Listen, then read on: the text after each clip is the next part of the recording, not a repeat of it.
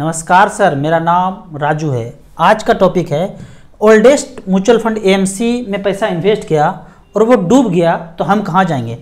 सबसे पहले ये जान लीजिए कि आप यदि इन्वेस्टर यहाँ पे है ना और एएमसी म्यूचुअल फंड कंपनी यहाँ पे है तो हमारा पैसा डायरेक्टली एएमसी में नहीं जाता है।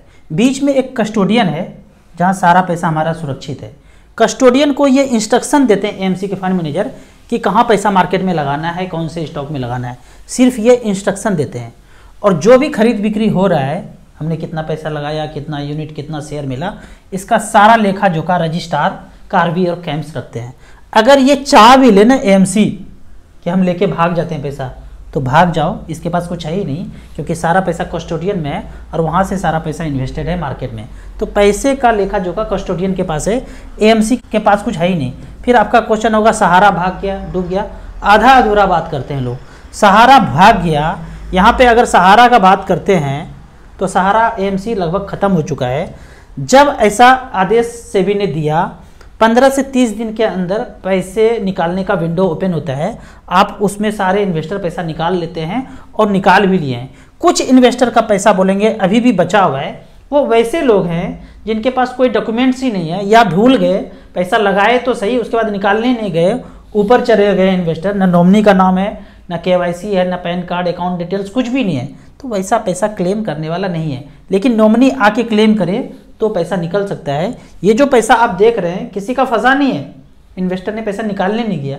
अब मान लीजिए किसी के बैंक में 1 लाख रुपया रखा हुआ है और कोई निकालने ही ना जाए तो बैंक थोड़ी घर आके पैसा देंगे।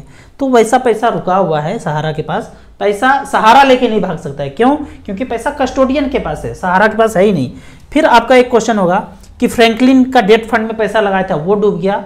एक बात समझ लीजिए, मैं ऐसे ही नहीं म्यूचुअल फंड का बहुत बड़ा दीवाना हूँ, क्योंकि आप गहराई में जाके ढूंढेंगे तो पता चलेगा फ्रैंकलिन ने कुछ नहीं किया है।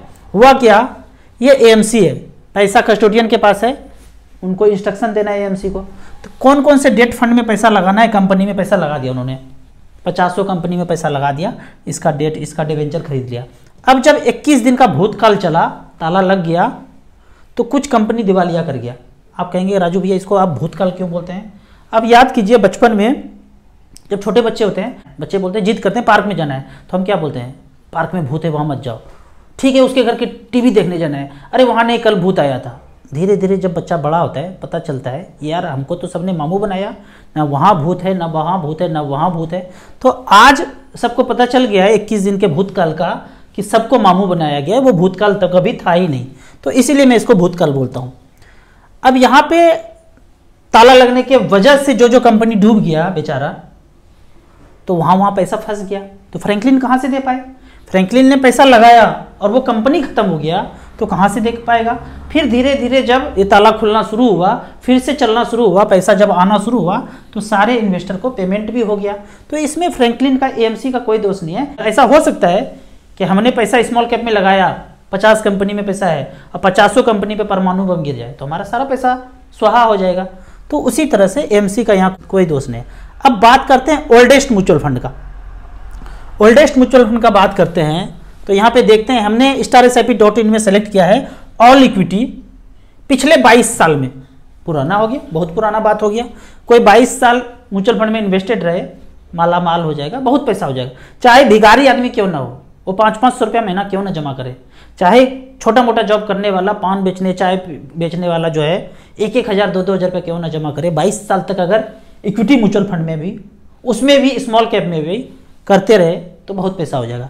यहाँ पे हमने सेलेक्ट किया है 1 लाख रुपया और AUM वाइज सेलेक्ट किया है, जिसमें सबसे ज़्यादा पैसा है वो ऊपर है। HDFC फ्लेक्सी कैप 36,000 करोड़ है। 1 लाख रुपया 2001 में लगाया था तो 82 लाख रुपया है, 22% का रिटर्न दिया है। ये पुराना म्यूचुअल फंड है। HDFC टॉप 100 ने 65 बनाया है।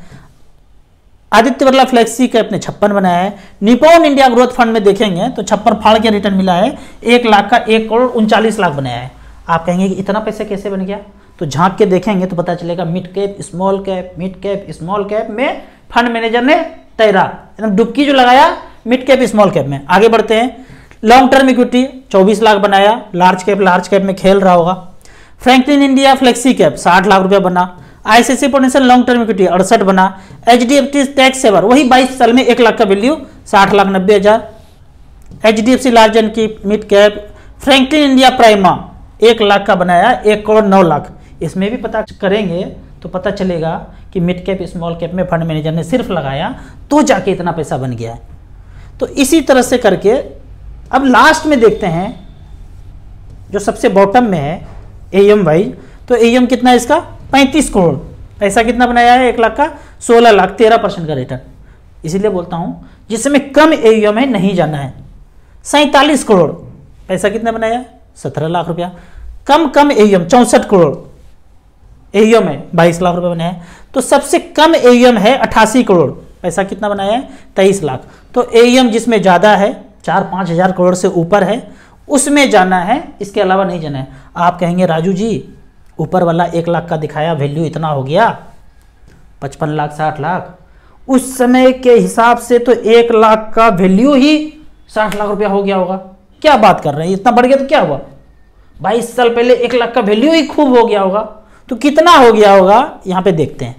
1 लाख रुपया में 22 साल पहले कार मिलता होगा मारुति का, 22 साल पहले।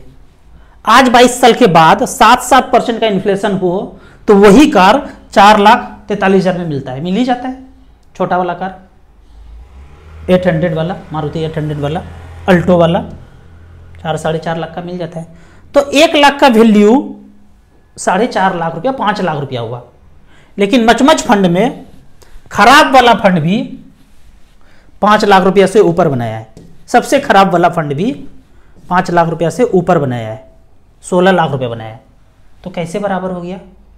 इतना ज़्यादा हो जाएगा 1 लाख का वैल्यू तो उस समय इतना होगा, 1 करोड़ तो ऐसे हो जाएगा, ऐसे नहीं बोलना है, कैलकुलेट करना है। कैलकुलेशन कहाँ करेंगे? StarSIP.in में जाएंगे, बिना लॉगिन किए हुए मोबाइल नंबर डाले हुए आप इस कैलकुलेटर को यूज कर सकते हैं। अब एक क्वेश्चन है कि हमारा चैनल कभी ना कभी तो सुहा हो जाएगा, डिलीट हो जाएगा पक्का, और हम भी अपने जीते ज़िंदगी पूरा नहीं जी पाएंगे, ख़त्म हो जाएंगे पहले, समय से पहले। सच बोलने वाले समय से पहले जाते हैं। तो अगर मेरा चैनल डिलीट हो जाए तो आप कहाँ सर्च करेंगे? इसके लिए आपको करना क्या है, गूगल पे लिखना है StarSIP.in, मेरा वेबसाइट है, हमने खोपड़ी लगा बनाया है। खोपड़ी का ब्लूटूथ थोड़ा सा ज़्यादा ही ऑन हो गया तो ये बना दिया। ये जब इसको सर्च करेंगे, इसको जब क्लिक करेंगे तो आपको ये पेज आ जाएगा। जैसे ही क्लिक करेंगे यही पेज सबसे पहले खुलेगा, और सबसे लास्ट में इसके जाएंगे तो यहाँ पे YouTube लिखा हुआ है। YouTube पे जब क्लिक करेंगे तो YouTube खुल जाएगा और यहाँ मेरा सारा वीडियो दिख जाएगा। YouTube से ख़त्म हो जाए, लिंक में यहाँ पे दिया हुआ है, लेटेस्ट वीडियो को वहाँ फिर सर्च कर सकते हैं। तो इस तरह से करके कभी ना कभी तो जाएगा ही, डिलीट होगा ही। अब बात करते हैं भूतकाल में ये वाला ऐप डिलीट हुआ था, दोनों को जोड़ दीजिए, कुछ आ रहा है ना, पप जी दांत वो वाला, वो डिलीट हो गया था। अब बोला क्या, चाइना देशभक्ति, ऐसा था ना? सच ये नहीं था। सच ये था कि ये गेम खेलने में आप कनाडा से, ऑस्ट्रेलिया से, न्यूजीलैंड से, चाइना से, पाकिस्तान से, किसी से भी जुड़ सकते थे, और जुड़ने के बाद आपस में बात कर सकते थे। अरे तुम्हारे चैनल पे, न्यूज़ चैनल पे तो बता रहा है कि वहाँ पे ताला लग गया है और धड़धड़ा के मर गिर रहा है लोग, पर यहाँ तो ऐसा कुछ है ही नहीं। आपस में बात कर लेते हैं, क्योंकि सारा कुछ प्रोपेगेंडा टेलीविजन पे हुआ है, न्यूज़ में, मोबाइल रिंगटोन से हुआ है। तो आप आपस में बात कर लेते कि यहाँ तो कुछ हो ही नहीं रहा है, और यहाँ पे बताया जा रहा है कि मार धाड़ एक्शन से भरपूर चल रहा है। ऐसा कुछ भी नहीं है भाई। तो प्रोपेगेंडा जो है ना फेल हो जाता। प्लानडेमिक पहले अगर ये होता ना, आज से 100 साल पहले, तो हमें ये पता ही नहीं चलता। आज के इंटरनेट के दुनिया की वजह से हो क्या रहा है ना, इन्फॉर्मेशन आपको तेजी से पहुंच जाता है। ऐसे ही इन्फॉर्मेशन कि आज से 20 साल के बाद क्या होगा, 30 साल के बाद क्या होगा, और आज ही जानना है तो आपको इस चैनल को विजिट करना है। इसको जोड़िए, कुछ बना और इसको भिड़ा दीजिए, कुछ बन गया ना, इस चैनल पे जाइए। 20-30 साल बाद क्या होने जा रहा है वो आपको पता चल जाएगा। इसके प्लेलिस्ट में ये दुनिया ढूंढिएगा, नया दुनिया, एक प्लेलिस्ट में एक प्लेलिस्ट मिलेगा, नया दुनिया, 15-20 वीडियो होगा। खोपड़ी का भक से जो है ना ये तीसरा आँख खुल जाएगा, ये क्या होने वाला है, और धीरे धीरे आप देखेंगे वही होता जा रहा है, वही होता जा रहा है। तो ऐसे ही म्यूचुअल फंड के बारे में और कुछ जानना है, इन्वेस्टमेंट के बारे में जानना है, तो इस नंबर पे मुझे व्हाट्सअप कर सकते हैं। आप म्यूचुअल फंड में पहली बार इन्वेस्ट करना चाहते हैं तो एसेट प्लस का बेहतरीन ऐप है, यहाँ पे जाके आप इन्वेस्ट कर सकते हैं। मिनिमम 100 रुपया, मैक्सिमम का कोई लिमिट नहीं है। यहाँ पे 2 ऐप मिलेगा आपको, इन्वेस्टर के लिए अलग है, डिस्ट्रीब्यूटर के लिए अलग ऐप है। आप एसेट प्लस से जुड़ के अपने काम को ऑनलाइन 10 टाइम्स ज़्यादा कर सकते हैं। ऐप का और मेरे सर्विस का लाइफ टाइम कोई चार्ज नहीं है। वीडियो अच्छा लगे तो व्हाट्सएप यूनिवर्सिटी में दोस्तों के बीच से जरूर शेयर करें। और जो मैंने ये चीज़ बताया ना, इसको प्लीज़ कमेंट्स में मत लिखिए, क्योंकि मैं बहुत कम बोलता हूँ इस विषय में, बोलूँगा कम, आपको समझना ज़्यादा है। तो कमेंट्स में जो चीज़ मैं छुपाया हूँ आप डायरेक्टली ऐसे लिखेंगे तो समय से पहले चले जाएंगे।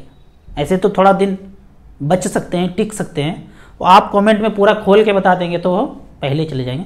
तो गुजारिश है कमेंट में इसको नहीं लिखेंगे और जो बताया वहाँ जाके सर्च करेंगे। वीडियो अच्छा लगे तो व्हाट्सएप यूनिवर्सिटी में जरूर शेयर करें। यूट्यूब पे देख रहे हैं तो लाइक एंड शेयर जरूर करें। Thank you so much.